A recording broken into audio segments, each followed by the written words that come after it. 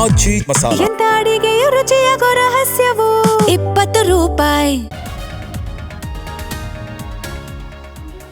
Township ವಿರುದ್ಧ BJP JDS ಜಂಟಿ ಪಾದಯಾತ್ರೆ. ಬೆಂಗಳೂರಲ್ಲಿ ನಡೆದ ಸಭೆಯಲ್ಲಿ ತೀರ್ಮಾನ. ಕೇಂದ್ರ ಸಚಿವ ಕುಮಾರಸ್ವಾಮಿ ಹೇಳಿಕೆ.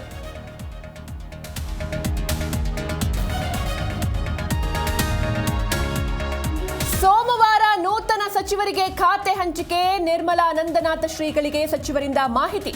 ಅಸಮಾಧಾನ ಇಲ್ಲವೆಂದ ಚಲುವರಾಯಸ್ವಾಮಿ.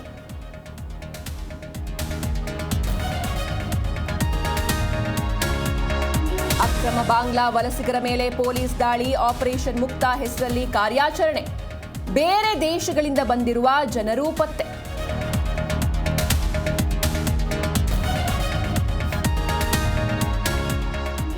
ಲೋಕಾಯುಕ್ತ ಬಲೆಗೆ ಬಿದ್ದ ಬೆಸ್ಕಾಂ ಅಧಿಕಾರಿಗಳು. 1.5 ಲಕ್ಷ ಹಣ ಲಂಚ ಪಡೆಯುವಾಗಲೇ ಲಾಕ್. ಹುಳಿಮಾವು ಬೆಸ್ಕಾಂನ ಎಡಬ್ಲ್ಯೂ ಜೆಇ ಬಂಧನ.